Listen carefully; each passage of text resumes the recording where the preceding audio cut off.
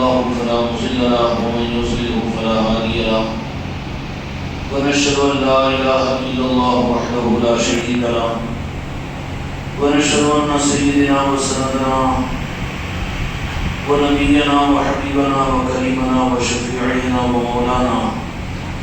ومولانا محمدا بارك وسلم تسليما كثيرا كثيرا. أما بعد فأعوذ بالله من الشيطان الرجيم. بسم الله الرحمن الرحيم.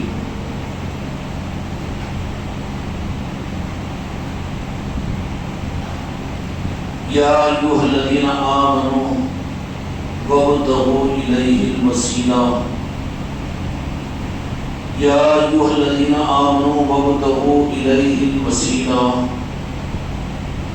صدق الله مولانا العظيم وصدق رسوله النبي العظيم الكريم. اللہ رب العالمین نے قرآن مجید کو حکمت کی کتاب بنایا ہے. قرآن حکیم ہے، حکمت کی کتاب ہے.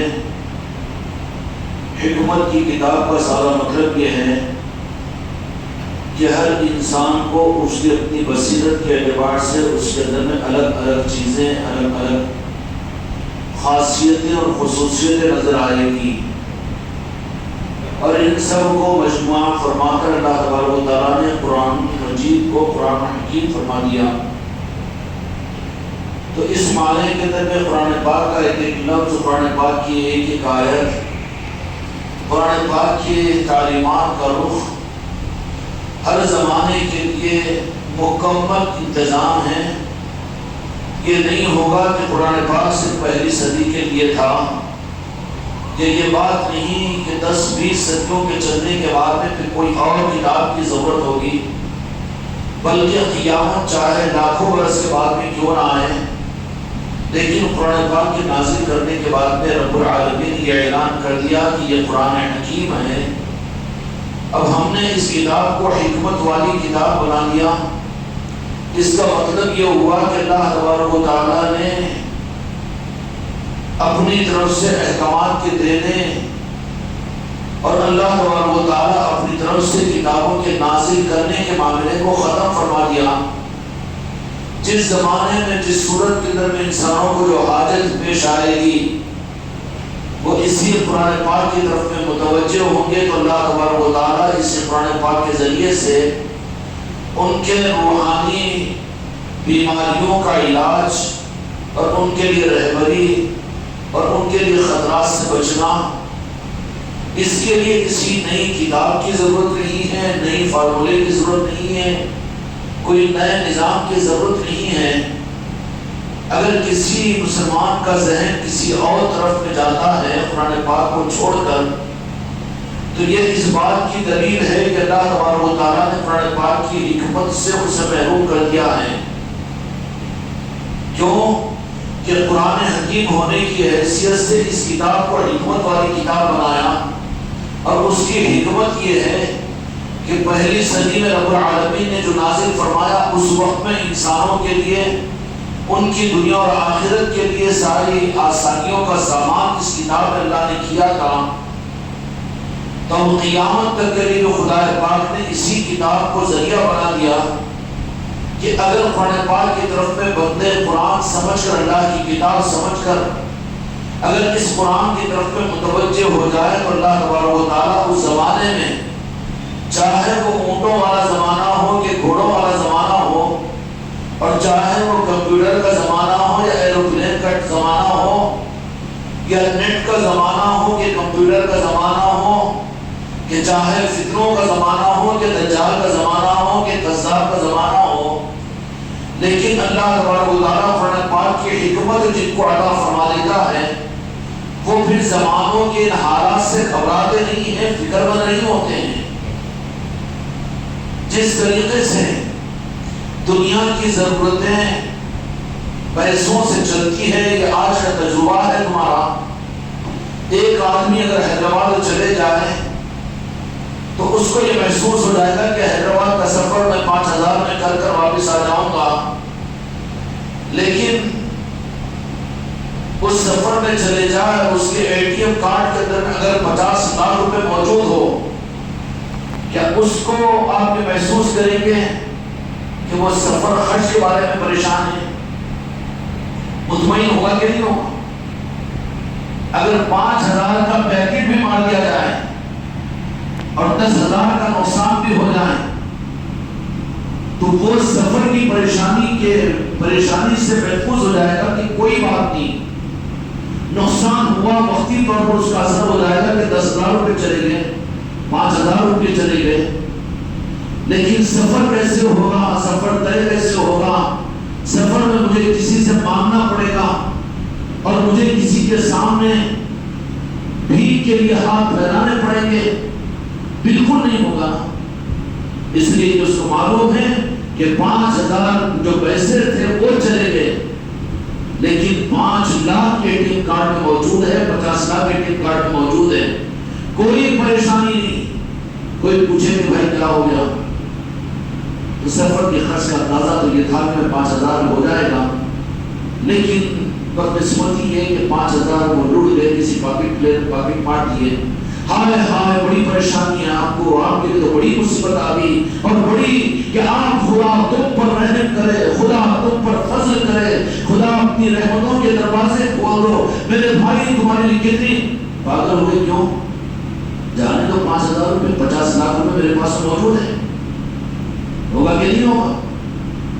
پریشانی نہیں ہوگی۔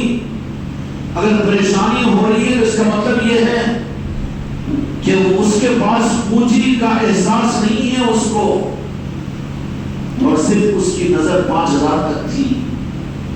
اسی طریقے سے اللہ تعالیٰ نے قرآن حکیم اللہ تعالیٰ نے مجھ کو آپ کو عطا فرمایا اور تمہارے میرے لیے نازل فرمایا، اس کے لیے اب اس قرآن پاک کو لے لیا ہے تو امت کو فکر کی ضرورت نہیں ہے، امت کو پریشانی کی ضرورت نہیں ہے۔ دوسری قومیں کہیں گی کہ کیا ہوگا تمہارے لیے بکلیٹ کہاں ہے؟ اس ترقی یافتہ زمانے کے اندر میں، کمپیوٹر کے زمانے میں، تو موٹو والے زمانے کی کتاب پر کیسے چلو گے؟ وہ کہے گا کہ بے وقوف ہے، تم پاگل ہے، اس لیے کہ 5,000 کے جانے کا ہمارے پاس بیلنس نہیں۔ چاہے نعوذ باللہ برا عمل نہیں ہے کہ قرآن پاک کو جلایا جائے، قرآن پاک کی توہین کی جائے، قرآن پاک کا مذاق اڑایا جائے، لیکن سیدھا وہ بے فکری کے ساتھ بھی کیا کہے گا؟ یہ توہین ہے، بے ادبی ہے، گستاخی ہے، چور ہے، وہ چکا ہے، وہ قابل نفرت ہے، انسانیت کو ان سے بچانا چاہیے۔ اور سور اور کتوں سے زیادہ اللہ کی کتاب کی نافرمانی کرنے والا بالکل صحیح ہے، لیکن کہے گا کیا کہ وہ قرآن تو مومنین کے قلوب پر موجود ہے، اس قرآن پاک کی تم توہین نہیں کر سکتے، وہ قرآن پاک کو جلا نہیں سکتے، وہ قرآن پاک کو مٹا نہیں سکتے، وہ قرآن پاک سے امت کو دور نہیں کر سکتے، نہیں دور کر سکتے، کیونکہ قرآن کا اصل خزانہ رہنے کی اصل جگہ بل ہوا قرآن مجید۔ اللہ تبارک و تعالیٰ نے قرآن پاک کو رحالوں میں، مسجدوں کے ممبروں میں، یا پھر اس قرآن پاک کو مکتبوں کے اندر میں امت کے اور انسانیت کے حوالے نہیں فرمایا۔ نحن نزلناہ انا لہ لحافظون، ہم نے اپنی کتاب کو نازل کیا، ہم اس کی حفاظت کریں گے۔ ایک وقت پر اگر ساری روئے زمین سے قرآن پاک اگر نعوذ باللہ ظاہری طور پر ہٹا دیا بھی جائے، لیکن یہ قرآن پاک کو ہٹا نہیں سکیں گے، بلکہ پھر امت اس میں معاملے میں پریشان بھی نہیں ہوگی۔ تجربہ کر کے دیکھیے، صدیوں میں لوگوں نے، انسانوں نے، رشیا کا انقلاب آیا 80 سال تک، روس اور رشیا کے اندر میں آذربائیجان، بخارا، سمرقند کے وہ علاقے،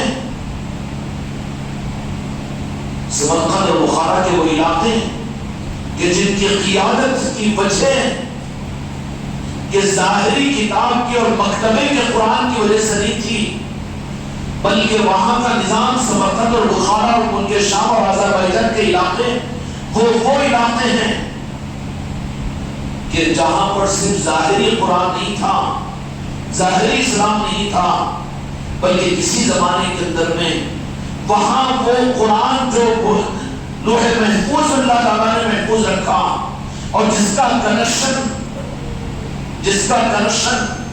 جو کنسرٹ ہوتے ہیں، کنیکٹڈ ہوتے ہیں، ان کے قلوب پر اس کا کنیکشن ہوتا ہے، اور وہ ہوتے ہیں اولیاء۔ کون ہوتے ہیں؟ اولیاء۔ یہ نہیں کہا جا سکتا کہ راجا شاہ ولی تو فقیر بن کر 17-18 سال کی عمر میں یہاں پر آئے تو کون سے مدرسے میں عالم اور مفتی بنے تھے۔ وہ تمہارے لیے اعزاز ہوگا، لیکن وہ اس قرآن کو لے کر آئے تھے جو قرآن لوح محفوظ کرنے میں محفوظ تھا، اور اس سے ان کا کنیکشن تھا۔ جس وقت میں انسانوں کو جس قرآن کے جس رخ کی ضرورت پڑتی، ان انسانوں کی رہبری کے لیے اس قرآن سے رابطہ کرتے۔ جیسے آج کے زمانے میں ہمارے اور تمہارے 15-20 سال پہلے کا زمانہ کیا تھا کہ کوئی قرآن پاک کی تفسیر معلوم کرنا ہو تو تفسیر کی کتاب دیکھتے تھے، یا کسی عالم سے جا کر پوچھتے، کسی مفسر سے پوچھتے، یا کسی لائبریری کو چل جاتے۔ یہ تو اسباب تھے نا۔ آج کے زمانے میں کیا ہوا کہ اگر کسی کو قرآن پاک کی آیت کی تفسیر معلوم کرنا ہے تو نہ وہ علماء کے پاس جائے گا، نہ تفسیر کی کتابوں کو ڈھونڈے گا، نہ مکتبوں کو جائے گا، نہ لائبریری کو جائے گا، نہ جامع نظامیہ کو جائے گا، نہ دارالمعلوم کو جائے گا، نہ بریلی شریف کو جائے گا، نہ ندوے کو جائے گا، بلکہ نکالے گا سیل اور اس کے اندر یوں کرے گا یہ تفسیر۔ آؤٹ ڈیٹ ہے نا زمانہ۔ ہوا کہ نہیں ہوا کہ یہودیوں کے پلان اور یہودیوں کے نظام کے اوپر تم کو آؤٹ ڈیٹ سمجھ میں آتا ہو، لیکن وہ علی اور اولاد علی جن کو اللہ سبحانہ و تعالیٰ یہ کاغذی قرآن نہیں بلکہ وہ جو روح محفوظ میں جو قرآن اللہ کا جو محفوظ ہے اس قرآن کے ساتھ ان کے قلب کو جوڑ لیتے ہیں۔ اب آپ پوچھ رہے سورہ آل عمران کی 47ویں آیت کی تفسیر کیا ہے، تو 20-25 سال پہلے تو تفسیر کی کتاب کو دیکھنا پڑتا تھا، اور کسی مفسر سے پوچھنا پڑتا تھا، کسی عالم سے پوچھنا پڑتا تھا، یا کسی ترجمے کے قرآن کو دیکھنا پڑتا تھا۔ لیکن اس کا بدل آج کیا ہو گیا کہ فوراً اپنا فون نکالے گا، کون سا فون؟ آئی فون نا، نکالے گا، یوں کرے گا، اچھا آل عمران کی 27ویں آیت کی اس کا ترجمہ، اس کی تفسیر۔ بھئی طریقہ تو یہ تھا کہ عالم کے پاس نہیں گیا، مفسر کے پاس نہیں گئے، کوئی تفسیر کی کتاب نہیں دیکھے، کوئی ترجمے کی قرآن نہیں دیکھے، آپ ایسا نہیں مانتے تو کیا کہے گا؟ وہ یقین اور عقیدے کے ساتھ میں تو نہ مان، لیکن میں جو کہہ رہا ہوں وہ سچ ہے، اس لیے جو اس دجال کے بچے پر، اس کی ایجاد کے اوپر اتنا اعتماد ہے، انکار نہیں کریں گے ہم، اس پر اعتماد کرتا ہے، جبکہ ایک نظام رب العالمین نے رب نے بنایا ہوا نظام، بندوں کے بنائے ہوئے نظام پر اعتماد پر اس کو شک نہیں ہوتا۔ یہ کتنا بڑا دجالی فتنے میں گرفتار ہے یہ کہ بندوں کے نظام پر یقین کرتا ہے، اعتماد کرتا ہے، لیکن رب کے نظام کے بارے میں شک کرتا ہے، تو اس سے زیادہ کم عقیدہ اور کون ہوگا؟ نکالا سے اور فوراً یوں کیا اور کہا کہ 47ویں آیت سورہ آل عمران کی، دیکھو اس کا ترجمہ یہ ہے، اس کا ترجمہ یہ ہے، یہ آیت ہے، یہ آیت ہے، یہ آیت ہے۔ اب آپ پرانے زمانے کی 15-20 سال پہلے کی ذہن لے کر سے کرو کہ آیت کا قرآن کا اگر پوچھنے کا معاملہ ہوتا، خان صاحب تکلیف ہو رہی تو کرسی پر لے، تجربے کے اعتبار سے وہ یہ کہیں کہ نہ تم مولانا کے پاس میں گئے، نہ مفتی صاحب کے پاس میں گئے، نہ مفسر صاحب کے پاس میں، نہ کسی کوئی قرآن پاک کو تم نے ہاتھ میں لیا، نہ ترجمہ دیکھا، نہ تفسیر دیکھی، لیکن ہم تمہاری بات پر انکار نہیں کرتے، تو ٹینشن ہوگا کہ ذرا بھی اس کو نہ کر بازو ہٹ، کیوں؟ جا کے معلوم بھی کرے گا تو وہی نکلے گا جو میں کہا ہوں، پھر ہم نہیں مانتے۔ تو ایسے ہی معاملہ رب کے نظام کے بالمقابل میں مخلوق کے نظام پر اعتماد کرنے والوں کی گمراہیت ہے، انکار نہیں کریں گے، اور بات یہی ہوگی کہ نکال کر دیکھیں گے تو یقیناً وہی سورہ آل عمران کی 47ویں آیت وہی ہوگی جو اس نے فون میں دیکھ کر بتایا، ہوگی کہ نہیں ہوگی؟ اب آپ بولے کہ آپ کیسے کہتے میں برکھ کا قرآن بتاؤ مجھے، اور ذرا کھول کر ذرا پہلے اس میں یہ بتاؤ، جزدان کھولو، وہ پاگل ہو گیا، پاگل ہو گیا نہیں، اس کی ضرورت نہیں ہے، مگر ہے تو صحیح وہ قرآن کی 47ویں آیت آل عمران کی، سمجھ میں آ گئی بات؟ ایسے ہی حقیقت میں جو قرآن ہے، بل ہوا قرآن مجید فی لوح محفوظ، جو لوح محفوظ کے اندر میں محفوظ ہے، اس کو اپ ڈیٹ کر دیتے ہیں میرے آقا رب العالمین میرے آقا کی امت کی آل اور آل رسول کے سینوں میں ان کو یہ مکتب کا کاغذوں کے قرآن کی ضرورت نہیں رہتی. احترام ضرور کریں گے لیکن جس وقت میں جس چیز کی ضرورت پڑے گی ان کی نسبت چونکہ ان کے سم میں اور ان کے قلب کے اندر میں وہ قرآن جو اصلی قرآن ہے اللہ تبارک و تعالیٰ اس کو ڈاؤن لوڈ کر دیتے ہیں. اب جب وہ قرآن اولیاء کے قلب کے اندر میں ڈاؤن لوڈ اگر ہو جائے تو پھر اب ان سے یہ سوال کرنا کہ تم عالم ہیں, تم تفسیر جانتے ہیں اور تم قرآن کے حافظ ہیں, تو کیا کہیں گے اولیاء کے بارے میں اگر کوئی سوال کرے تو وہی صحیح جواب ہے. دوسروں پر اعتراض مت کرو اور اپنے عقیدے کو صحیح کرو کہ بیچارہ نادان ہے, یہ سل کے نظام کو نہیں جانتا, کوئی 20 سال پہلے کا پرانا جاہل ہے. اولیاء اکرام کے قلوب پر اللہ تبارک و تعالیٰ کو حقیقی قرآن کو ڈاؤن لوڈ کر دیتے ہیں. اپنی زبان میں کر رہا ہوں, پھر ان سے زبان کا سوال کرنا کہ تم عالم ہیں, کس مدرسے سے فارغ ہے اور کیسے تم قرآن کو جانتے ہیں, تمہارے پاس میں کہاں ہے تفسیر کی کتاب اور تم کس سے پڑھے, ان سے سوال مت کرو. اس لیے کہ رب العالمین نے اس حقیقی قرآن کو ان کے سینوں میں ڈاؤن لوڈ کر دیا ہے. تو حقیقی قرآن کون سا مانا جائے گا؟ اولیاء ہی کا مانا جائے گا کہ نہیں مانا جائے گا؟ اس لیے میرے آقا جہاں کے مالک محمد رسول اللہ صلی اللہ علیہ وسلم نے ارشاد فرمایا, میں 2 چیزیں تمہارے درمیان میں چھوڑ کر جا رہا ہوں, ایک تو قرآن پاک ہے, دوسرے اہل بیت ہے. یہی تو مطلب تھا, یہی تو مطلب تھا کہ امت کو اپنے حقیقی دین کے لیے قیامت تک کے لیے میرے مصطفیٰ نے کسی نظام کا محتاج اور غلام نہیں بنا دیا. اعزازی طور پر سارے علماء کی خدمات, مفسرین کی خدمات, مفسرین کی خدمات اور دینی مدارس کی خدمات, سارے مکتبوں کی خدمتیں سب قابل قدر ہے, جس کا کسی ایک کا انکار نہیں کیا جائے گا. لیکن اسلام اور امت خدا کی قسم محتاج نہیں ہے. اس لیے کہ اللہ تبارک و تعالیٰ نے اس قرآن پاک کو امت کے لیے اپنے محبوب کے ذریعے سے امت کو عطا فرما دیا. کاغذوں کا ایک قرآن بھی نہ رہے, تفسیر کی ایک کتاب بھی نہ رہے, خدا کی قسم حق قرآن زمین پر موجود رہے گا. اور میں نے تجربہ کیا, میں نے مثال عرض کر دی, ایک مثال تاریخ میں سے کئی مثالیں آپ کو مل جائے گی کہ رشیا کے اندر میں وہ ملک اور وہ ممالک جو یہود و نصارہ کے نہیں تھے, مشرکین و کفار کے نہیں تھے, بلکہ وہ ممالک نیشاپور, سمرقند, بخارا, آذربائیجان جو آج ہے آزاد مملکت اسلامیہ بنی ہوئی ہے, لیکن جس وقت رشیا تھا یہ پورا کا پورا ملکوں کا پورا بیلٹ تھا. روس اپنے نظام کے تحت میں خدا کا انکار کر کے فرعون کو خدا نے ظاہر کیا تھا اور اس نے پورے ملک کو ایک پل بنا کر پورے علاقے کو اس نے رشیا کا کمیونزم کا ایک عنوان دیا. اور پھر وہ سارے اسلام کی اہم مراکز اور اسلام کے وہ حقیقی وہ شہر کہ جن کی خدمتوں سے اسلام دنیا میں پھیلا تھا, امام بخاری بخاری شریف کے اندر میں, اور بڑے بڑے علماء, بڑے بڑے اور اولیاء بھی, بڑے بڑے اولیاء بھی اس علاقے کے اندر میں ان کی خدمات رہی ہیں.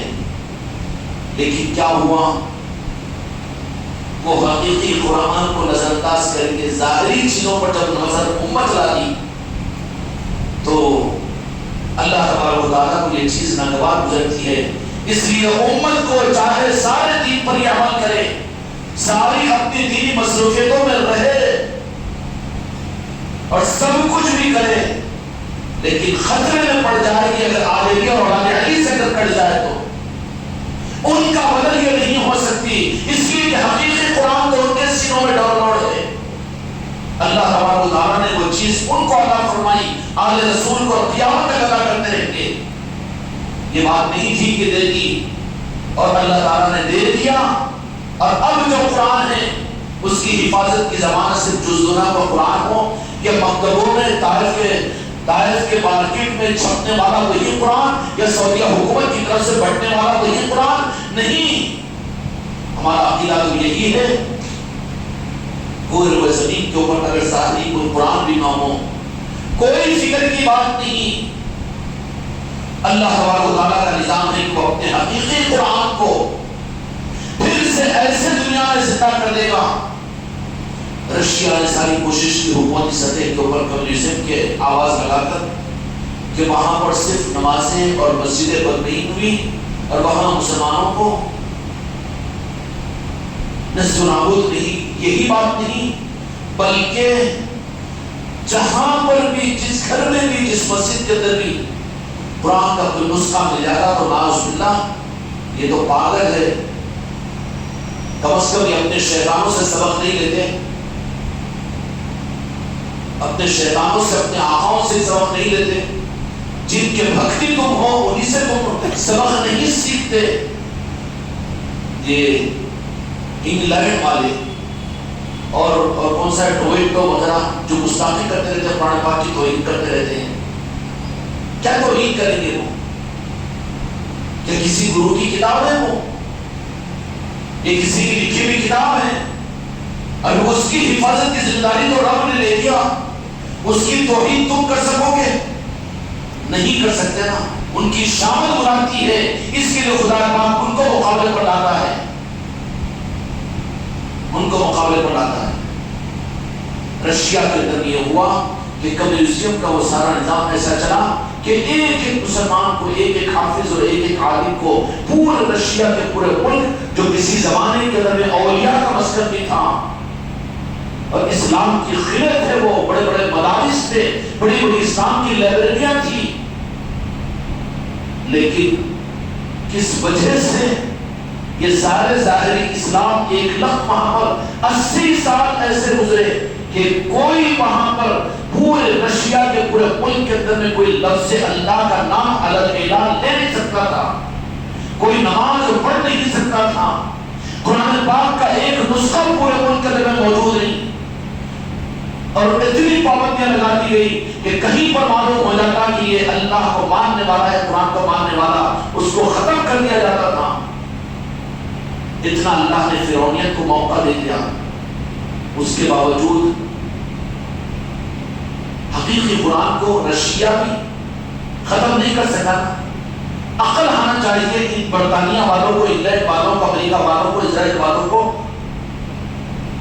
کہ وہ اس چکر میں پڑ گئے کہ قرآن کی توہین کرتے ہیں، اور یہ بیچارے 10 نمبر کے بھائی بڑے اس کے اوپر غصے میں آ جاتے ہیں۔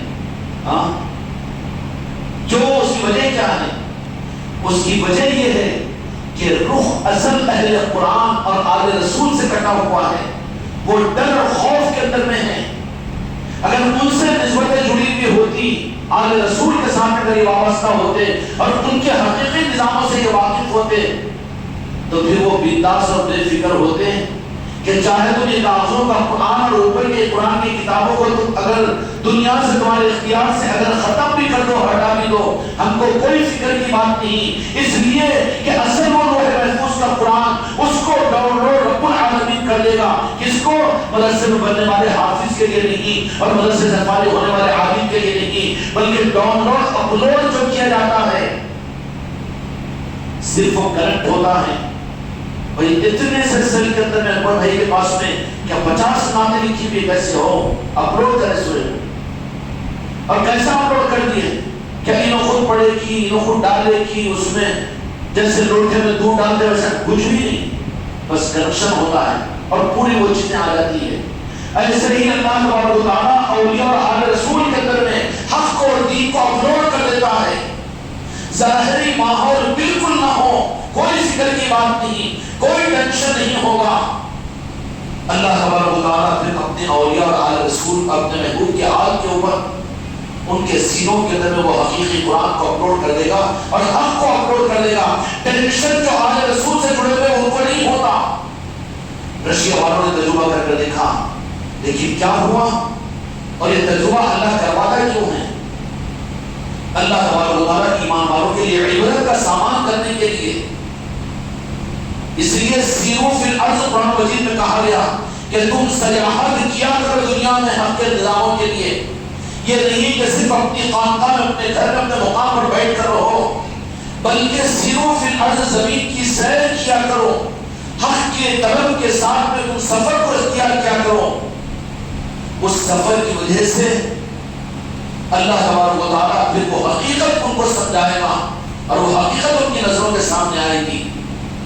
اس لیے راہ حق میں، راہ طریقت کے در میں سفر بھی ضروری ہے۔ کوئی اگر یہ سمجھے کہ خانقاہ کی مجلس ہے اور اپنے مقام پر رہ کر اپنے گھروں میں مجلسوں کو کرنا نہیں، جہاں پر موقع مل جائے وہاں پر ان نسبتوں کے اوپر سفر بھی سیرو فی الارض ضروری ہے۔ یہ اولیاء کی عین سنت ہے۔ الحمدللہ لک الحمد و لک الشکر یا رسول اللہ یا غریب نواز۔ اس خانقاہ محمدی کے تحت میں کل تربیتی مجلس میں کاغذ نگر کو گئے تھے، صبح کو واپسی پہ اس قافلے کی، اسی طریقے سے اگلے مہینے کے اندر بھی انشاءاللہ اجمیر شریف کی حاضری کا بھی پروگرام ہے، اور ہر مہینہ اسفار ہوتے رہتے ہیں۔ یہ زیرو فی الارض ہے۔ جو چیز تم کو سفر سے مل سکتی ہے، تم 100 برس بھی اپنے مقام پر بیٹھ کر لے لو، وہ حاصل نہیں ہو سکتی۔ اگر ہو سکتی ہوتی تو اللہ زیرو فی الارض کا حکم نہیں دیتا۔ ہمیں مقامی کام میں تو سارے جڑ جاتے ہیں، خانقاہ میں تو آ جاتے ہیں، سارے نظام میں تو ہم حاضر باش رہتے ہیں، روزانہ ہم پابندی سے خانقاہ میں آتے ہیں۔ ان سب کے ساتھ میں بھی اولیاء کی سنت کا وہ رخ، اگر تم سفر نہ کرو اولیاء کے نظام کے لیے تو وہ کبھی تمہارے اندر باقی رہے گی، وہ عیب تمہارے اندر باقی رہے گا۔ اس لیے کہ اولیاء نے اپنے حق کے نور کو آگے بڑھانے کے لیے، اس کو حاصل کرنے کے لیے سفر کیا ہے۔ اور اولیاء کے سفر اس کے دو مقاصد ہوتے ہیں اللہ تبارک و تعالیٰ۔ ایک تو یہ ہے کہ ان کمالات کے دینے کے لیے سفر خدا کی طرف سے شرط ہے، سیرو فی الارض، سفر کیا کرو تم زمین پر۔ تو وہ طلب کی راہ کے اندر میں سلطان الہند میرے آقا جی نے 22 سال خواجہ عثمان حلوانی کے ساتھ سفر کیا۔ علی البدہ کا تراش مرید اور خلیفہ یہ بولے کہ ساری ذمہ داری اپنے مقام کے اوپر تو میں سب کچھ کرتا ہوں، مگر مجھے بھی تربیتی مجلس میں جانا کیوں ضروری؟ تو کہاں کا غلام ہے تو 22 سال کا سفر ہی سفر رہا، کوئی قیام نہیں ہوا، اور تو ان کا غلام اپنے آپ کو کہہ رہا ہے مہینے میں 1 دن کے سفر کو تو تیار نہیں ہو رہا ہے۔ سفر بھی ضروری ہے۔ جو چیز سفر کے ذریعے سے ملے گی، محسوس کیجیے کراوٹ حاصل بھی نہیں ہے، رخ بدلا بھی نہیں بدلا، جلا پیدا ہوئی کہ نہیں ہوئی۔ اب بیٹھ کے رہنے یہاں پر، تم جاؤ وہاں پر، میں بیٹھ کے رہتا ہوں خانقاہ کے اندر میں، نہیں ہوتا۔ اچھا سفر ہر جگہ کا ضروری، دنیا کے معاملات میں علاج کے واسطے یوتمل کا سفر، حیدرآباد کا سفر، ناگپور کا سفر، یہاں کا سفر، شادی بیاہ کے لیے، دعوتوں کے اٹینڈ کرنے کے لیے، ہر جگہ کا سفر سمجھ میں آتا ہے۔ لیکن جو سفر جس کو اللہ نے فرمایا سیرو فی الارض، زمین پر سفر کیا کرو، اس سفر کی اگر یہ منشا پوری نہیں ہو رہی ہے تو وہ عیب مقام پر 10 سال کی ریاضت اور مجاہدے سے بھی حاصل نہیں ہو سکتا۔ اس لیے کہ اولیاء کی مستقل سنت ہوتی ہے کہ وہ تو ان نسبتوں کو حاصل کرنے کے لیے سفر کرتے ہیں۔ اب نسبتوں کے حاصل ہو جانے کے بعد میں جگہ نہیں بیٹھ جاتے، بلکہ پھر نسبتوں کو حاصل کرنے کے لیے، اپنے آپ کو کنیکٹ کرنے کے لیے سفر کرتے ہیں زمین پر، کہ کوئی صحیح نسبت حاصل ہو جائے اور کوئی اللہ کا سچا دوست مجھے مل جائے۔ سیرو فی الارض، تلاش کے اندر میں، وابتغوا الیہ الوسیلہ، اس کا حکم پورا کرنے کے لیے زمین پر نکل جاتے ہیں ڈھونڈنے کے لیے۔ اچھے ڈاکٹر کو ڈھونڈتے ہو، اچھے کھانوں کو ڈھونڈتے ہو، اچھی تیاری کو ڈھونڈتے ہو، لیکن ڈھونڈنے کی طرف ہم کو اپنے راہ حق پر پہنچانے والے کسی پیر کامل کی طلب ہی نہیں ہے۔ ایدہ یوزن تھرکا اگر کوئی سامنے آ جائے، سرما لگا کر آنکھاں پھاڑ پھاڑ کے چیخنے چلانے والا، چلو اس کے ہاتھ میں بیعت کر لینا، نہیں ہے یہ چیز۔ تم طلب صدق کے ساتھ میں سفر کرو، ہر سفر ہر آسان ہے، لیکن حق کو حاصل کرنے کے لیے سفر نہ کرے ہو۔ جاؤ اولیاء کے آستانوں پر، مانگو خیرات اور اس کے لیے تلاش میں سرگردہ ہو۔ اولیاء کا ایک سفر تو منزل کی تلاش کرنے کے لیے، کامل کو تلاش کرنے کے لیے مہینوں نہیں، 1 دن نہیں، 2 دن نہیں، بلکہ مہینوں اور سالوں سفر کرتے رہتے تھے۔ شہر سے شہر، دیہات سے دیہات، آستانوں سے آستانے اور بستیوں سے بستیاں، بستیوں سے بستیاں سفر کرتے چلے جاتے تھے۔ جب وہ پیر کامل مل جاتا تو پھر اب ان کی صحبت میں ان پر اپنے آپ کو بیچ دیتے اور بیعت کر لیتے اور بیچ ایسا دیتے کہ تھوڑا رکھ کے تھوڑا بیچ رہا ہوں یہ نہیں، وہاں پر پٹے داری سگم نصف کی نہیں بلکہ کل کی پٹے داری حوالے کر دیتے کہ سرکار میں آپ کا مرید ہوں، آپ کا غلام ہوں، اب میری جان میرے مال میری آل اولاد کے اوپر میرا کوئی حق نہیں، میں دستبردار ہوتا ہوں، آپ کے قلبوں میں پڑ جاتا ہوں۔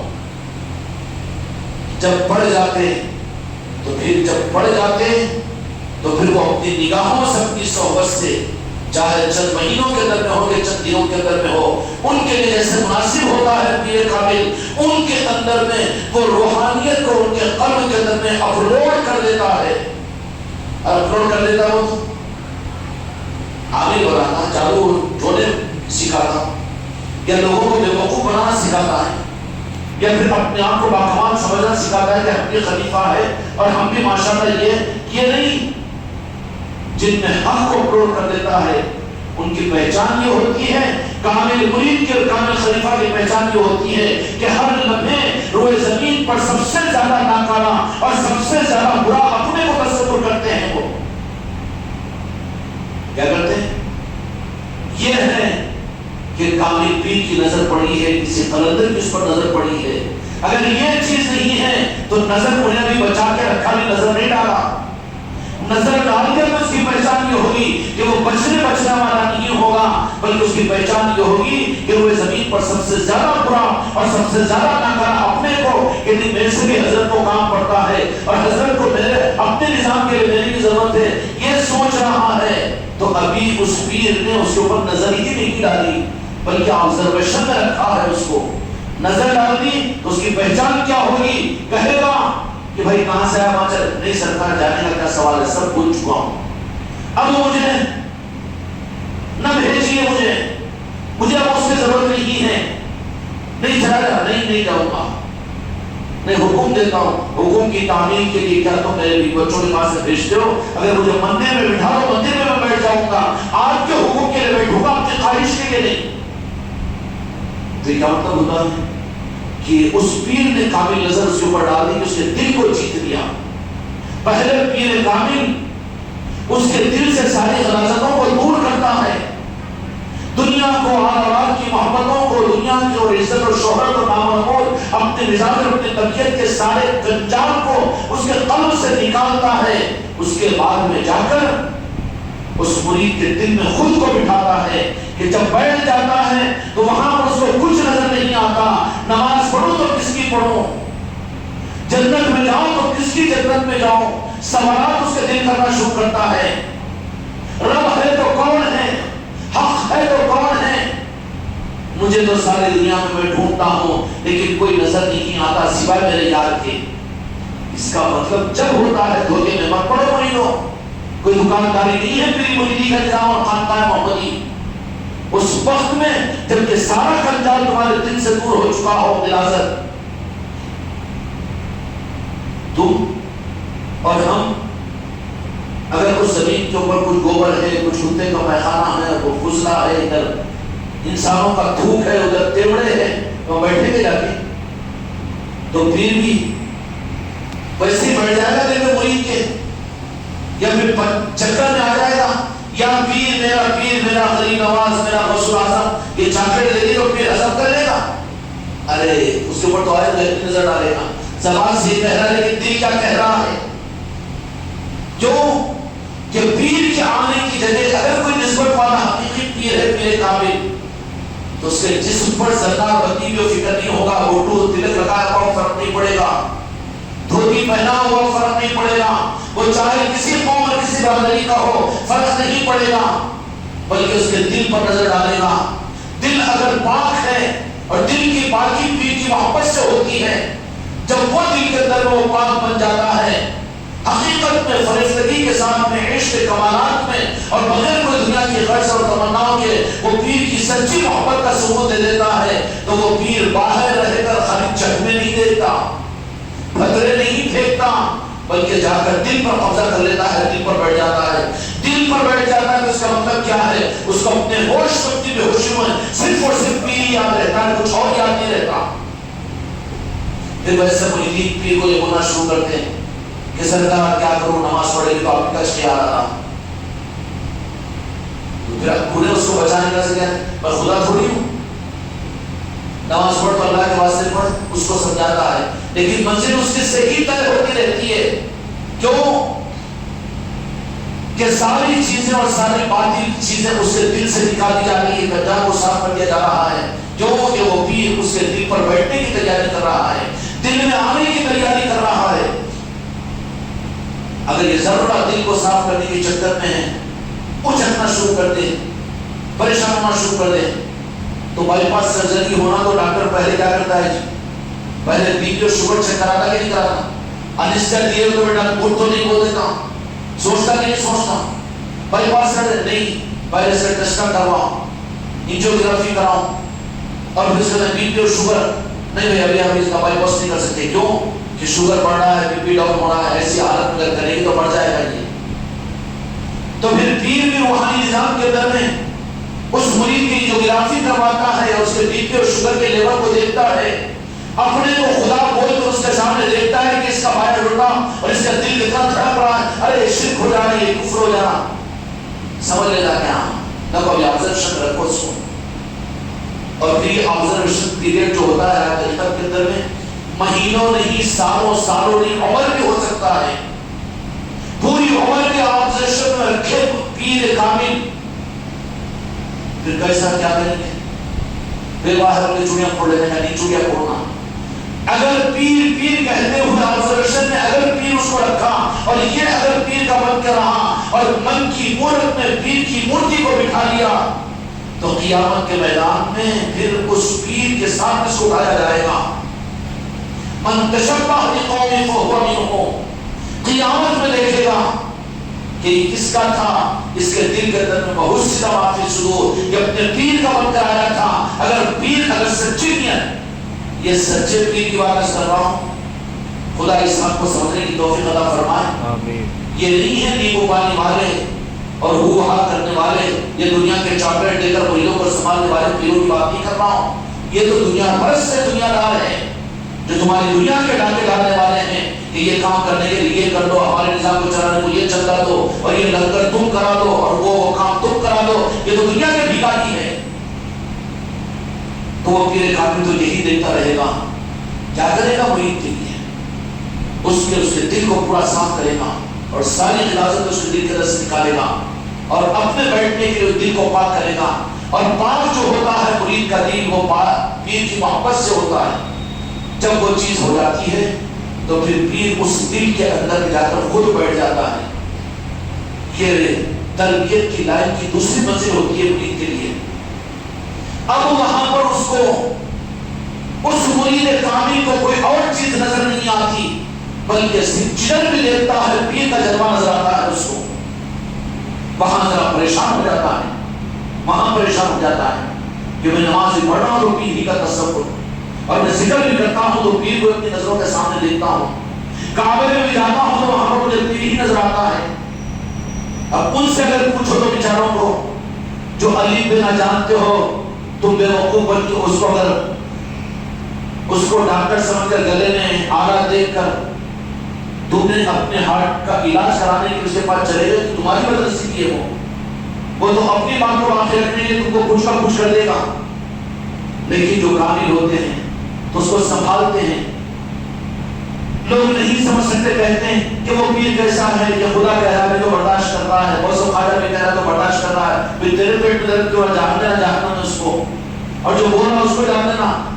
میاں بیوی راضی تو قیوبی سے پڑھنا قاضی بعض ہٹ راستے سے، مگر قاضی صاحب کو فیس کی چکر رہتی، اگر ادھر صحیح نظام شروع ہو گیا تو پھر ہماری خاصان کی فیس کیسے ہوگی؟ اس کے لیے ان کی دکانیں بند ہوتی رہتی ہے۔ تو شرک کا عنوان لا کر ارے شرک ہو جاتا، ہٹاؤ وہاں سے، خانقاہوں کو مت جانے دو، وہ پیر کے پاس قدم روسی کو مت جانے دو، وہاں شرک ہو جاتا، ہٹاؤ، دور کرو۔ بڑی قوم اٹھاتے جو ان کی دکان کا خطرہ محسوس ہوتا ہے، لیکن وہ ڈرنے والے نہیں ہوتے، وہ تو سیدھا آخر میں اپنا جان چھڑانے کے لیے کہتے ہیں کہ وہ میرا مرید ہے، وہ میری اولاد ہے، چاہے میں جو کچھ کرواؤں گا تم کو تو نہیں مجبور کر رہا ہوں اس بات کے اوپر۔ آخر میں تربیت کے وقفے کے اندر میں مرید جب اس کے اندر استقامت کے ساتھ چپ جاتا ہے تو وہ پیر اس کو آبزرویشن رکھنے کے بعد میں جب پاک و صاف اس کا دل، اس وقت تک پیر بھی نہیں آتا اس دل میں، اس لیے دھوکے میں نہیں رہنا کہ پیر سے ہم محبت کر رہے ہیں. تمہاری محبت میری محبت ہو سکتا ہے مرض کے لیے ہو، اغراض کے لیے ہو. کیوں کہ بڑا نظام ہے، ساتھ میں رہیں گے تو 2 پھول کا ہار ان کو تو 1 پھول کا ہار ہم کو بھی ملے گا. یہ چشتیہ روحان کی وجہ سے لوگ ہماری بھی عزت کریں گے، یا کہیں نہ کہیں بات بن جائے گی. یا کم از کم چشتیہ روحان رہی تو پھر اگر لندن چل رہا ہو تو وہاں پر گئے تو کوئی گھور کر نہیں دیکھے گا. یہ مجبوریاں ہو سکتی ہیں. ان سب کے بجائے اگر اس نے پیر کی محبت کا حق ادا کیا تو وہ پیر اس کے دل کو دیکھ کر ظاہر کو کامل پیر نہیں دیکھتا بلکہ اس کے باطن کو دیکھتا ہے، اور دیکھ کر صرف یہ کہتا ہے ہاں کہ اب دل تیرا میری محبت کے قابل بن چکا ہے، اب میں آتا ہوں. پھر وہ دل کھول کر اپنے دل کا دروازہ کھول دیتا ہے کہ سرکار آپ کے علاوہ تو کوئی برداشت نہیں ہوتا. حکم دو تو سمندروں میں کود کر جان دے دوں گا، حکم دے دو تو اپنی گردن کو کاٹ کر آپ کے خطوں میں لا کر ڈال دوں گا. یہ کس بات کی علامت ہے کہ پیر نے دل پر نظر ڈالی ہے، تب یہ مرید کی زبان سے باتیں نکلتی ہے، خلیفہ کی زبان سے یہ رخ ملتا ہے. مگر اس کو دباتے ہیں. کیوں؟ فتنوں کا زمانہ ہے، فتنوں کا زمانہ ہے، لوگ گمراہ ہو جائیں گے. اب دیکھا دیکھی وہ مرید اور وہ خلیفہ کو ذرا عروج مل گیا، اس لیے بیٹا دل میں تو دھک ہے، اگر ایسا بولوں تو شرک ہوتا کہ کیا ہے کہ کہاں جہنم میں پڑ جاتا. یہ دھک کرا تو منافق بن جائے گا. یہ تو دیکھا نہیں کیا میری معاملات میں کرا. اور جن کے اوپر پیر کی نگاہ جن کے قلب پر پڑ جاتی ہے نا، وہ دیکھا دیکھی نہیں کرتے بلکہ وہ مجبور ہو جاتے ہیں، ظاہر بھی نہیں کرتے لیکن سن مڑ وہ پڑ جاتے ہیں اپنے آپ کو کہ ہر حال اور ہر رخ سے ان کی نظروں کے سامنے تو صرف اور صرف وہی ذات ہوتی ہے. یہ تربیت کے نظام میں چلتے چلے جاتے ہیں.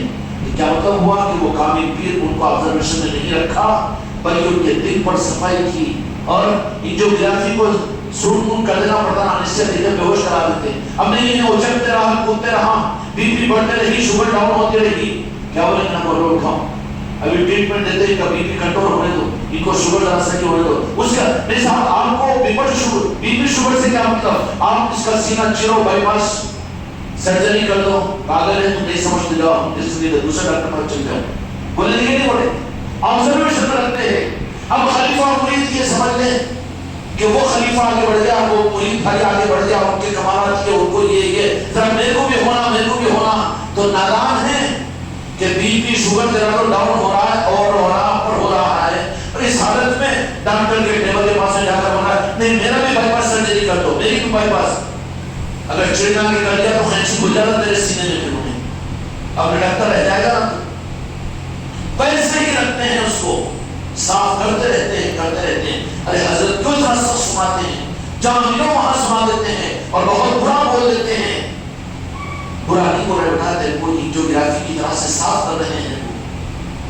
کیوں برا بول کر ان کا کیا بھلا ہوگا؟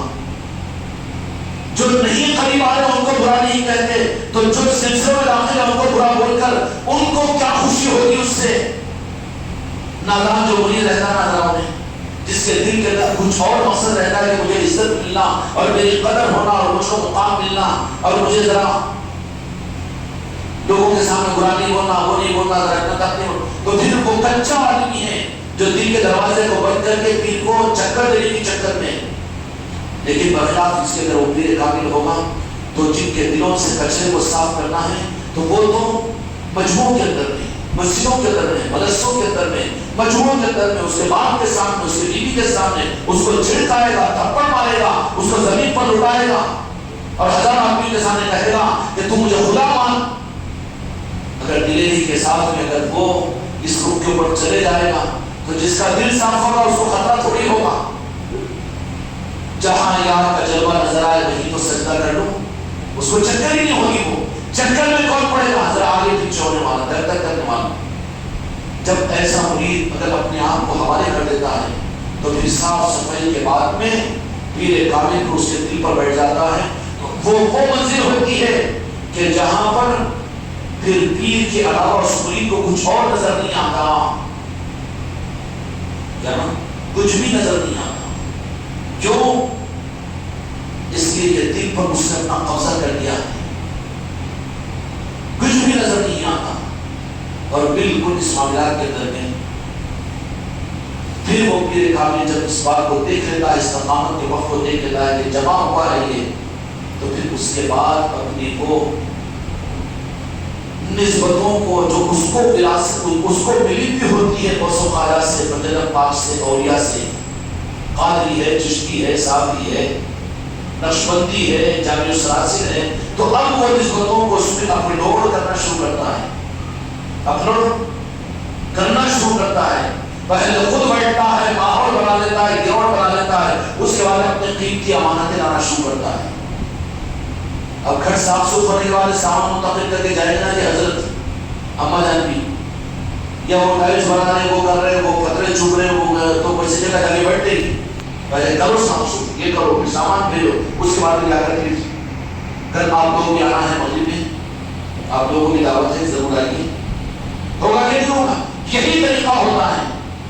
اس طریقے سے جب جا کر بیٹھ جاتا ہے اور دیکھ لیتا ہے کہ نہیں یہ امانت دار ہے، مجھ پر فرفدہ ہے، میری محبت سے اس کا قلب منور ہو چکا ہے، تو پھر اب وہ خاص امانتیں وہاں پر اپلوڈ کرنا شروع کرتا ہے۔ پھر اس کی نظر کتابوں پہ نہیں رہتی، اس کی نظر عقدوں پر نہیں رہتی، اس کی نظر ظاہری علم پر نہیں رہتی، اس کی نظر الماریوں کی کتابوں پر نہیں، وہ دوسروں کے لیے فائدہ مند ہے۔ انہیں تو یہ کہے گا کہ میرا پیر میرے لیے کافی ہے، سب کچھ مجھے اسی چوکٹ سے مل جائے گا، سمجھ آئے گا۔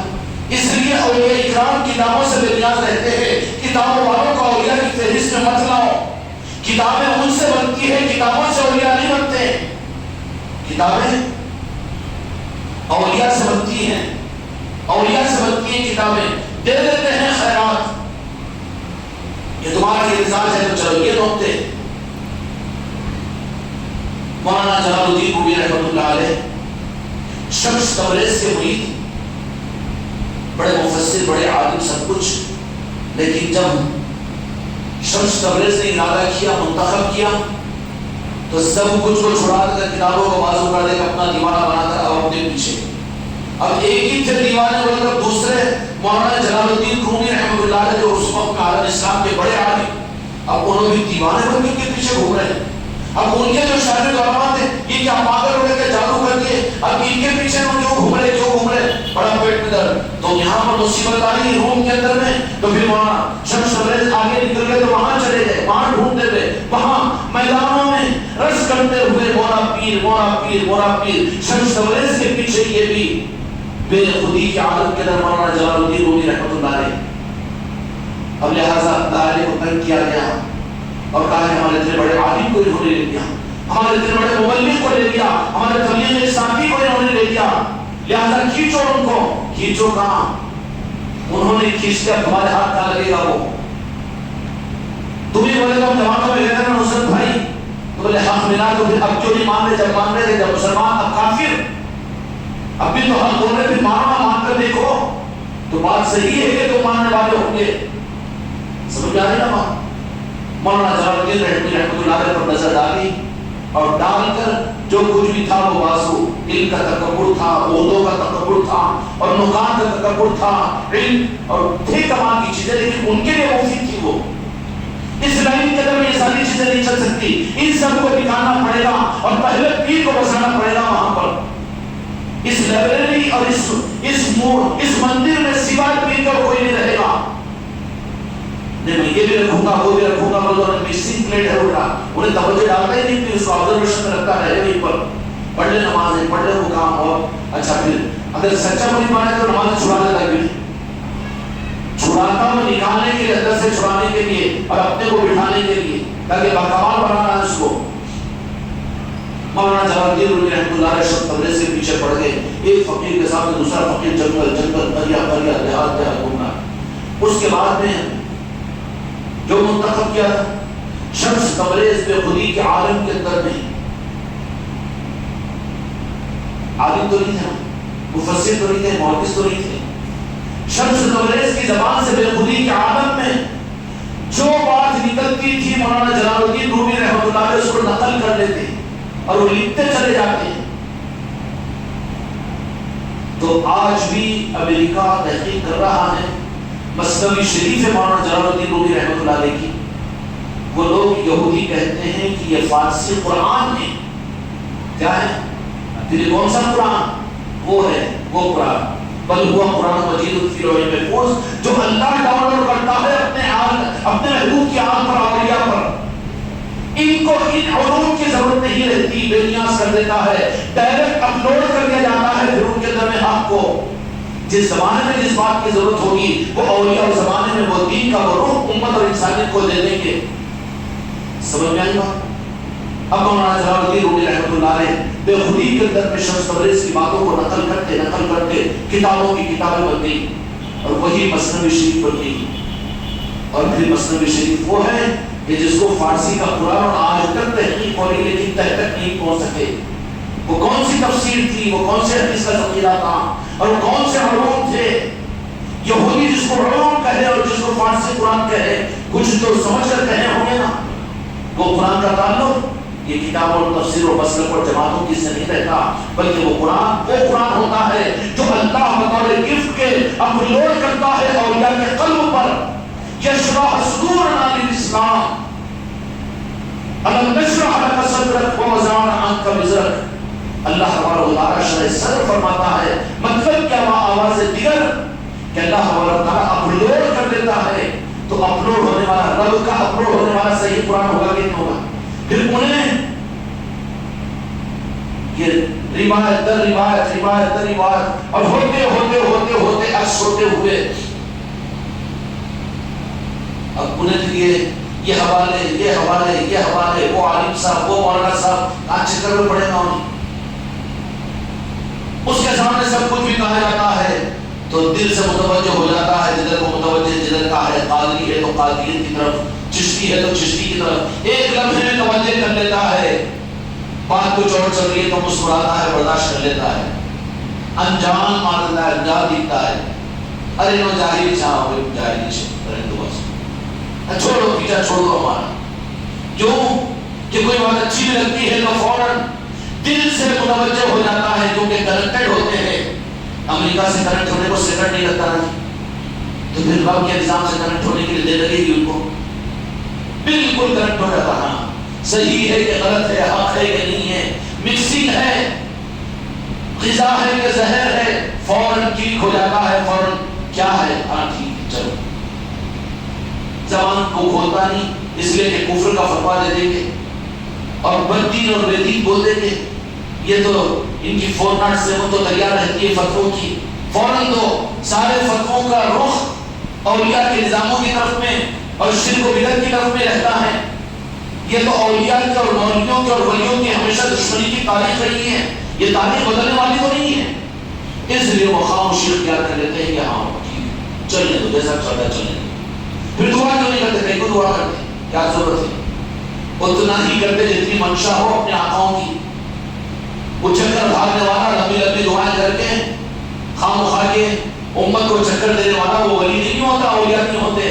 وہ تو جو ضرورت ہوتی ہے مختصر الفاظ کے اندر میں اپنے دل سے رب کے بارگاہ میں پہنچا دیتے ہیں. پھر انہوں لمبی دعائیں کیوں کرتے؟ وہ لوگوں کی رعایت میں. کیوں کہ دعائیں کرنے کرے ہوئے تو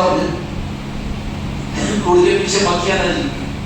اگر کوڑی چلی ہے تو اس بات سے مکھیوں کے بعد سے تھوڑا گڑ بھی ڈال دیتے. وہ لمبی لمبی دعائیں بھی وہ شاید صاحب بولتے ہوں گے کہ میرے کو تو منع کرتے ہیں اور خود تو دعا کرتے ہیں. وجہ کیا رہتی ہے؟ ان کی دعاؤں کا کچھ اور رہتا. ان کی دعا بھی اس کو سنانے کے لیے لوگوں کو سنانا، بلکہ لوگوں کو بھی سنانے کے لیے ان کو خود سنے آتا کہ نہیں آتا. کیوں رٹی رٹا کی بات وہ دعا تھوڑی کیوں کیا سبب پڑھ کے سنانے کا نہیں. دعا مختصر کرو لیکن اس احساس کے ساتھ میں کہ میں رب سے مانگ رہا ہوں اور جتنے آمین بولنے والے ہیں انہوں بھی تو سمجھے نا. اب ان کو بھی سمجھ میں آیا تو آمین اگر زبردستی بول دیا تو منہ میں آج رات میں ہم کو سب کو مان لو لگے بول کے بول دیے تو سب آمین بولتے بڑے گڑ بول دیے تو کل اللہ جو حق پہ ان کو برباد کر دے تم بولے تو پھر حق والے کون ہیں؟ پھر سب سے پہلے تم ہی شمار دے تو تم بھی حق پہ نہیں بولے. دعا کرو تو میرے آقا 3 مرتبہ مجموعے کو اگر سمجھ میں نہیں آتا تو اس کو دوہراتے تھے الفاظ کو. میرے آقا کی سنت ہے وہ. اس لیے اظہار کرو مجموعے کے اندر میں. انفرادی اپنی ہم کر لو نا، بوال پروں پر نہیں آئے گا. لیکن جب مجموعے کے اندر میں دعا کروں تو پھر جو سننے والے ہیں وہ سن کر آمین کہیں، ان کے دل کی آمین تیری آمین کی قبول بننے کا ذریعہ بنے گی۔ اب تم اپنی ہاتھ اٹھا کے رکھتے ہیں، نہ دل متوجہ، غافل ہو جاتے ہیں۔ غافلوں کی دعا کو اللہ تعالیٰ قبول نہیں کرتا، اس لیے مجموع میں دعائیں کرنے کا موقع اگر ملے تو ادائیگی کے ساتھ میں زیادہ مت کرو، تھوڑی کرو، لیکن ہر ایک سنے بھی اور سن کر محسوس بھی کرے اور آمین کہے زبان سے۔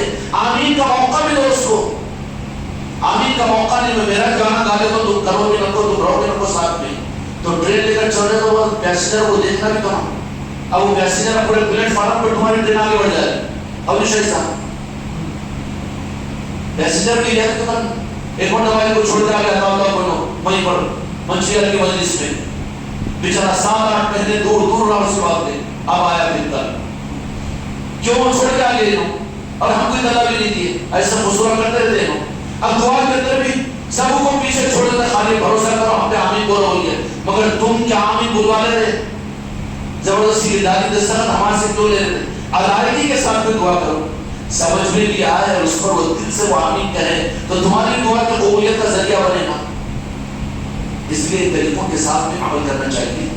الغرض کہ مولانا جلال الدین رومی رحمۃ اللہ نے پیچھے جو جمع کیا انہوں نے اس کو یہودیوں نے فارسی کا قرآن کہا، لیکن اب یہ قرآن کی تفسیر والوں کو تو پیٹ میں درد ہوگا نا، اس لیے ابھی تک مدارس دینیہ میں دارالعلوم کے اندر میں مثنوی شریف داخل درس تھی، لیکن اب دیکھیں کہ اب یہ ہوگی تو ساری چیزیں پھیکی پڑے گی، ساری چیزیں پھیکی پڑے گی نا، تو لہٰذا ان اصل چیزوں کو نکال دو۔ اب کوشش کر رہے ہیں اصلی علوم کو لاؤ، میتھمیٹکس پڑھاؤ، انگلش پڑھاؤ، کمپیوٹر پڑھاؤ، مگر وہ مثنوی شریف نکال دو، منطق کی کلاس نکال دو، کیونکہ وہ بیکار ہے۔ بیکار تھے تو ابھی تک سلیبس میں کورس بھی کیوں داخل تھا، اور وہ سلیبس میں داخل تھا تو کیسے قابل قدر علماء بنے، اور کیسے علوم کی اور علم کی خدمت انہوں نے کی، امت کو کیسے سنبھالا۔ پھر اس کے بدل میں تم یہ لا رہے ہو، ان چیزوں کو اگر نکال رہے ہیں تو پھر کیسا پروڈکشن ہو رہا ہے تمہارا؟ سوال ہے نا جی۔ تو وہ قرآن کون سا تھا؟ مولانا جلال الدین رومی رحمۃ اللہ نے جو نقل کیا اور شمس الریز کا، وہ قرآن اللہ تعالیٰ اس قرآن کو اپنے محبوب کی آل کے قلوب پر اپلوڈ کرتا ہے اور ہر زمانے میں قیامت تک کرتا رہے گا۔ ان کا وہ قرآن جن کے قلوب پر اپلوڈ ہوتا ہے وہ پھر یہ ظاہری کتابوں اور ظاہری چیزوں کے تابع نہیں ہوتے، ادھر کو زیادہ ان کا دل اور طبیعت نہیں لگتی، بلکہ وہ جن کو نسبتیں پر ڈھوک بھی نہیں کرنا، اس میں ورنہ گمراہ ہو جائیں گے، فاسق مفاکر ہو جائیں گے، خود بھی ڈوبے صنم اوروں کو لے ڈوبے۔ ان کی پہچان الگ ہوتی ہے جن کو یہ چیزیں علقہ جن کو ہوتا ہے علام، خالی آنکھیں پوچھنا، کوئی ادھر ادھر دیکھنا، چنگو منگو، ارے کالے منہ کے منکر، یہ کہیں کو ہر بڑا خام خواہ اپنی اوقات میں رہنا، دین کے معاملات کے اندر ڈھونگ کیوں مچا رہا ہے، دین کے معاملات میں ڈھونگ کیوں مچا رہا ہے؟ اپنی اوقات کے ہے کہ غلام ہے، نام لیوا ہے، بس یہ تو کافی ہے ہمارے لیے، اس سے زیادہ کی ایکسپوزنگ اگر کرے گا، ایکسپوزنگ خیرات دورات مانگنے کے واسطے کبھی کبھی چل گیا ہوں گا، ایس پی کا ڈریس پہن لے کے برا کتا سنا دے گے، میں بھی ایس پی ہو تو حافظ سرور صاحب نکال کے 100 روپے دے دیے، اب کو اچھا بزنس ہے نہیں، ایس پی سمجھ گئے انہوں، اب دوبارہ اتفاق سے پھر بولے کہ کل تو 100 روپے دے دیے تھے سرور صاحب، اب آج تو 1000 لے کر ہی چاہتا ہوں۔ پھر اس میں گیا، پھر وہ ڈریس میں ایس پی ہوں، میں بندوق لگا کر میرے کو ایس پی مانو، اس میں غلطی سے بدنصیبی سے ایس پی کے گھر میں چلے گیا، کیا ہوگا میں ایس پی تو ایس پی میری تو ہی کرتا، اچھا پتا ہوا کیا کرے گا، یہ ڈھونگا نہ کو روحانیت کی لائن کے اندر میں ہم بھی کچھ کامل بنتے ہیں، ہم پہ بھی القاء ہو رہا، ہم پہ بھی الہام ہو رہا۔ ارے بیٹا غلطی سے اگر غوث پاک کی اگر دیکھ رہے ہو اس وقت مجلس میں یا غریب نواز جی دیکھ رہے ہو، اچھا انہیں بھی اپنے کو القاء الہام کے چکر دینے کے چکر میں، تو پھر بد نصیبی سے ایک دن 100 روپے مل گئے، لوگ متاثر ہو گئے، ہاں تم بھی لوگوں کے 100 روپے ہاتھ میں رکھ دیے، ماشاءاللہ تمہارا بھی معاملہ بن گیا، سو ہے تم بھی قلندر بن کے کی کیا ہے کہ تم بھی قطب بن کے کیا ہے کہ شاہد صاحب تم کو بھی اچھی بشارتیں ہو رہی، عقیدتوں کے اندر میں ادھر ادھر ان کو بھی لگا دی، نہیں بولے اچھا ہے پھر تو۔ اب غلطی سے کوئی اگر کامل کی مجلسوں کے اندر پہنچے، وہاں پر خود غریب نواز بھی وہاں پہ اگر ایک شرح شروع کرا، ہاں کدھر ہے تو تو حیض اور بیت کی نسبت بھی چھین لیتے ایک لمحے میں، رستے کو لگا لیتے، پھر اب خان نہ کو وہ پیر نہ پڑھ کو اب ہمارا دل نہیں لگا بولے وہ مسجد کوڑا بولے ارے تو خان کا بولے رہا نہیں کئی کو نہیں جاتے بولے ارے بابا کبھی ایسے غلطی ہوئی کہ تیرا سب کچھ چھین لیا انہوں، جب تک چلی جب تک تو چلا لیا، لیکن غلطی سے لالچ کے اندر میں ہر جگہ ہمت بڑھ گئی اور ایس پی کے گھر کو پہنچ گئے، مجھے ایس پی مانو بول کے ہاں بولنے لگے وہ ایس پی اچھا اندر بلا اس کو، ارے بلا کے بٹھا رہا میرا آر سی سی کے اندر میں ایس سی سی کے اندر ہاں بیٹھ تو ایس پی ہاں میں ایس پی ہوں ہاں ایس پی لا رہے 108 کو بلا دے کھا کے کھانے کو بھیج اس کو دے دھڑی لے جا کے اس کو بتا ایس پی کیا رہتا ان کے، تو اولیاء کے نظاموں کے اندر میں کبھی ہاتھ نہیں اٹھانا، آنکھیں یوں کر کے وہ کر دے کے یہ کر دے کے ہاں ہار آ گیا چھال آ گیا کال آ گیا، نہیں، سب کچھ حق ہے، اس کا انکار نہیں کیا جا سکتا۔ شراب اگر شرابی شراب پی لے تو اپنے وجود کو بھول جاتا ہے وہ، تو معرفت کی شراب کا اثر نہیں ہوگا، میٹھا کھائے تو زبان کو میٹھا محسوس ہوتا ہے، اثر تو ہوگا، لیکن زبردستی ڈھونگ مچانے والوں کا انجام برا ہوتا ہے، پھر حق ان سے چھینا جاتا ہے، نسبتوں کی ختم کر دی جاتی ہے، خالی کر کے ڈھنڈورا فل کٹائی کر کے اس پی بھیجتا بیٹا دوبارہ اس پی کا نام ہی نہیں لے سکتا، نہیں بولے وہ خان میں جانے سے شرک ہو جاتا بولے اب نام ہی نہیں لے سکتا تو پیر مریدی کا، کیوں تڑی ہوگی نا تیسرے حکم تک، اور ان کی تڑی جسم پر نہیں ہوتی اولیاء کی، یہاں سے نکال لیتے ہیں اندر، جو دیے تھے نا کچھ خیرات میں نالے پاک کے صدقے میں وہ الگ نکال لیتے وہ، اب کیا کرتے رہتے، پھر خالی گھومتے رہتا، کچھ بھی نہیں کیا بھی نہیں، ارے پھر کیسا ہوا نہیں، اب کیا ہوا، کیا وہ چیزیں نہیں مل رہی ہے، وہ ادب و احترام نہیں مل رہا ہے، تو پھر بھبری بھی بن جاتا، کھمبے کو نوچنا شروع کر دیتا، وہ شرک ہوتا بولے، وہ بدعت ہوتا، وہ غلط ہوا بولے، ویسا نہیں ہونا چاہیے، ایسا نہیں ہونا چاہیے، اب بھبری بھی ایک کھمبا تو نوچنے والی ہونے، اس زمانے کے اندر میں اولیاء کا نظام کیسا ہوتا جی، اور کیسا غوث و خواجہ کا نظام چلتا، وہ کیا کپڑے اٹھا لینا، وہ کیا حق ہے، وہ کیسا ہے بیوقوف بنا دینا، اب انہیں خود بھبری بلی ہے کھمبا نوچے گا نا، اب بھبری بلی اگر کوئی بنی ہوئی تو نزدیک نہیں جانا، نہیں تو شاہی صاحب ہے کہ حضرت ہے ان کے لیے دیکھتے ہیں، بھبری بھی تو آگے ناخنوں سے گھروٹنے کا کام رہتا اس کا، بچا لینا اپنے آپ کو، بچا لینا، فون کرے بھی معلوم بھی ہے تو اس کا کام تو ہے تم کو نوچ نہیں، اب نوچنا ہے تو ناخن اگر زیادہ بڑھ گئے تو کئی اوپر بلانا، پھر ہے ہمت تو پھر کرنا، تو شمس تبریز رحمۃ اللہ علیہ نے لکھا دیا مولانا جلال الدین رومی رحمۃ اللہ علیہ کو، تو پھر مثنوی شریف کو یہ لوگ قرآن فارسی قرآن جو کہتے ہیں ہم عقیدہ نہیں رکھتے، لیکن صحیح کہا انہوں نے، کیونکہ حقیقت میں وہ قرآن ہے، اور ایسا قرآن ہے کہ ایک فقیر جو داروں میں پڑھا ہوا نہیں ہے، عالم نہیں، حافظ نہیں، لیکن وقت کے بڑے محدث اور وقت کے بڑے مفسر مولانا جلال الدین رومی، ان کا نام ان کی کتابوں سے نہیں ہے جو لکھے تھے ہوش میں، بے ہوشی میں شمس تبریز کے پیچھے چل کر جن چیزوں کو نقل کیا وہ حقیقی قرآن تھا، جس کی وجہ سے آج تک اس کی قدر ہوتی ہے، اولیاء کو حقیقت میں اپلوڈ کرتا ہے اللہ تبارک و تعالی۔ اب پیٹ میں درد والے ہوتے ہیں کہ انہوں حافظ ہے کہ تمہارے پیر عالم نہیں کہ حافظ ہے اور بابا کچھ بھی نہیں، سب سے بڑے جاہل ہے دنیا کے، مگر ہم ان کے قدموں میں پیچھے چھڑا لینا، نہیں تو تم بھی کہیں کو نہیں نظر آ کے دیکھو وہ کر حماقت کرو تو تم کو اٹکا دے گی، اٹکا دے گی نہیں، اٹکا دے بھی رکا دے گی، اس لیے مولانا جلال الدین رومی رحمۃ اللہ علیہ کوئی جو لکھوایا شمس تبریز نے فقیر نے وہ قرآن تھا جس کا کریکشن اللہ تبارک و تعالیٰ نے وہ اپلوڈ کیا تھا۔ بات دوسری طرف چلے گی میرے بچوں، اللہ تبارک و تعالیٰ قرآن پاک کو نازل کیا، اس کی حفاظت اللہ کے ذمہ ہے، اور کیسے حفاظت کرتا ہے، میں نے روز کی مثال دی کہ سب کچھ ختم ہو گیا تھا اور ایسے مقامات تھے وہ جہاں پر اولیاء کا بڑا نظام تھا، وہاں پر سمرقند، بخارا اور بڑے بڑے مقدس مقامات جہاں پر ولایت کے نظام چلے تھے، پوری دنیا کو ولایت ملی تھی، لیکن کیوں وہاں پر کمیونزم کیوں آیا تھا، وہاں پر کمیونزم کیوں آیا تھا، کہ ظاہری دین کے نظام کے مقابلے میں روحانیت کے نظاموں کو انہوں نے دبا دیا اور ان روحانی نظاموں کی ناقدری انہوں نے کی، تو اللہ نے روحانی نظاموں کی، ولایت کے نظاموں کی ناقدری کی تو اللہ تبارک و تعالیٰ نے ظاہری دین کے نظام بھی ان سے چھین لیا، ان کی مسجدوں سے قرآن کو نکال دیا اور ان کو اسلام سے دور کر دیا۔ یہ عذاب میں ہوتا ہے تو اسے اللہ کے نیک اور محبوب بندوں کے نظاموں کی ناقدری پر،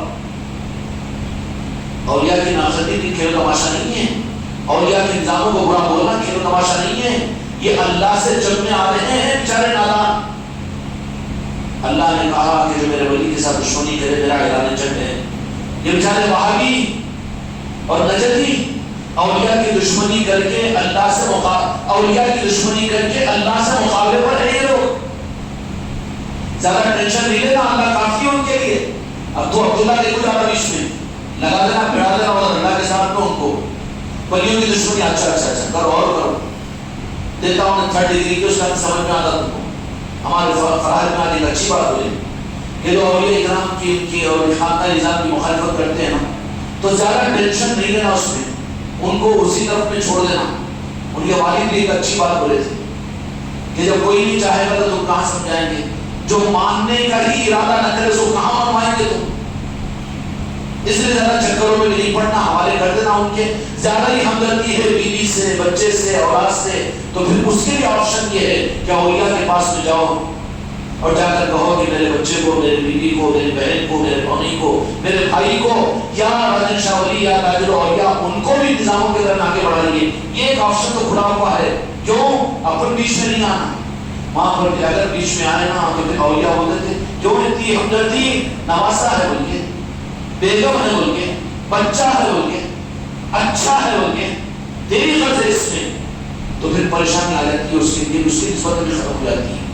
لیکن یہ آپشن تو ضرور ہے کہ اس کے دوستوں کے پاس جا کر گزارش کر سکتے ہیں، عنوان با ان کو ان کی چوکھٹوں پر لے جا سکتے ہیں، دعوت کے عنوان پر ان کو بلاؤ، وہاں پر بلا کر ان کی چوکھٹ کے پاس سے بٹھاؤ اور آپ ہاتھ اٹھا کر کہہ دو راجن شاہ ولی میرے بس میں یہاں تک تمہاری چوکھٹ تک بلانا ہے، میرے بچے کو، میرے بھائی کو، میری بہن کو، میری بیٹی کو، میری بہو کو اور میرے رشتہ داروں کو، ان بدعقیدوں کو، ان وہابیوں کو، ابھی یا راجن شاہ ولی آپ ان کو اپنا بنا لیجیے۔ اگر وہ نظر ڈال دیں گے نا تو پھر تم سے آگے نظر آئے گا وہ کام کا انتظام کے اندر نا امید نہیں ہونا ہے معاملات میں۔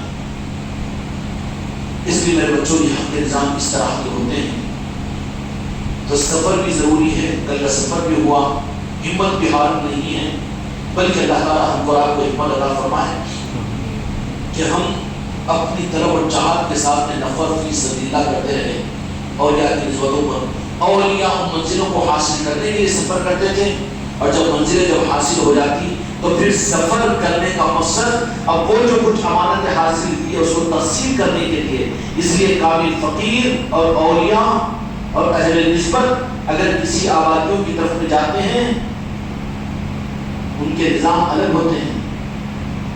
کوئی اگر کامل ہو کسی قبرستان سے گزر جائے اور اس قبرستان کو اس کی نگاہ پڑ جائے تو ایک نہیں ہزاروں واقعات ایسے ہیں کہ اس کامل فقیر کے اور کامل ولی کے اس قبرستان پر نظر کی وجہ سے اللہ تبارک و تعالیٰ اسی لمحے پورے قبرستان والوں کی مغفرت کر دیتا ہے۔ آبادیوں سے گزرتے ہیں، یہ کون سی آبادی ہے، کیا نام ہے یہ علاقے کا، یہ کون سے علاقہ ہے، صرف انجانے نے پوچھا ہو تو پھر ان علاقوں کے اندر میں اللہ اپنے دوستوں اور ولیوں کو پیدا کر دیتا ہے۔ ان کو بیان کرنا اس طرح سے جانا نہیں پڑتا، ان کا نظام یہ نہیں ہے، وہ تو صرف اشاروں میں ہوتے ہیں۔ اس لیے اگر کسی کاملوں کے ساتھ اگر سفر ہو تو ان چیزوں کے اوپر یاد رکھنا کہ وہ پوچھے تو برابر جواب بھی دے دینا۔ تو ان کے پوچھنے کا مطلب کیا ہوتا ہے، علم میں اضافے کا نہیں ہوتا، بلکہ ان کے پوچھنے کا مطلب ہوتا ہے کہ کچھ نظام ہوتا ہے ان کے لیے کچھ نظام ہوتا ہے۔ اس لیے میرے بھائیوں، میرے دوستوں، میرے بچوں، اللہ تبارک و تعالیٰ ان لائنوں کی ہمیں قدر کی توفیق عطا فرمائے۔ سفر ہوتا ہے طلب کے لیے، سفر ہونے کے بعد جب منزل مل جائے گی، نواز دی جاؤ گے، تو بھی پھر کیا ہوگا، اس کے بعد بھی یہ ہوگا کہ جو دولتیں ملی ہے اب ان دولتوں کو امت میں تقسیم اور انسانیت میں تقسیم کرنے کے لیے ان کے جسم سے ہوا لگ کر ہوا کی چھوٹی جگہ کو جائیں گے، اس طرف میں حق پھیلے گا، حق پھیلے گا، حق پھیلے گا۔ آذربائیجان اور رشیا کی محرومی اور اسلام کے مسلمانوں سے کھینچنے کی جو وجہ بنی تھی وہ صرف اور صرف یہ آل علی اور آل علی اور اولیاء کی ناقدری اور ان کے طریقت کے نظاموں کی ناقدری، اس کے بھی مقابلے میں کتابوں پر، علم پر، ظاہر عمل پر، ظاہر شریعت پر، اس کے مقابلے میں اس کو انہوں نے دبا دیا تھا.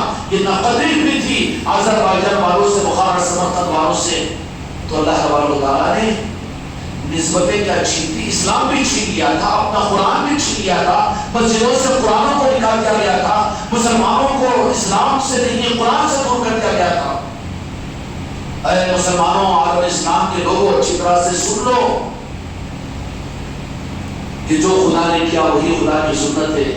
مر جاؤ لیکن اولیاء اور آل رسول کی مخالفت کو نہ سنو، نہ سننے کی کوشش کرو. سہارا امت کے لیے میرے مصطفیٰ نے جو دیا وہ آل رسول کو دیا ہے، اس لیے ان کی نسبتوں کو اپنے لیے سہانے جان بناؤ اور ان کے نظاموں کو اپنی زندگی کا مقصد بناؤ. بنائیں گے انشاءاللہ. اللہ تعالیٰ آپ کے ساتھ ان سے بڑھائے